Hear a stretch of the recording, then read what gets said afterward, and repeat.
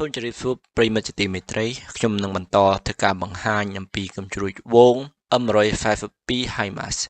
M152 HIMARS គឺជាឧបករណ៍បាញ់កំជ្រួចដែលផលិតដោយសហរដ្ឋអាមេរិកនៅក្នុងឆ្នាំ1990គឺជារ៉ុកែតដែលបាញ់បញ្ជាដោយប្រព័ន្ធដ៏ទំនើបដែលអាចបាញ់រ៉ុកែតផ្លោងនិង missile ballistic ផងដែរឧបករណ៍នេះមានតម្លៃប្រមាណ $5.1 លាន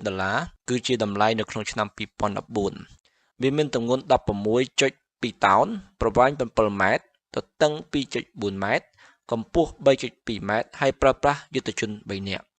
ឧបករណ៍បាញ់នេះមានកំណង 6 ដែលមានរ៉ុកែតទំហំ 227 មីលីម៉ែត្រ ហើយវាអាចបាញ់បានម្ដង 1 គ្រាប់ 2 គ្រាប់ 4 គ្រាប់ ឬ 6 គ្រាប់ ហើយវាអាចបាញ់បានចម្ងាយពី 2 គីឡូទៅ 300 គីឡូផងដែរ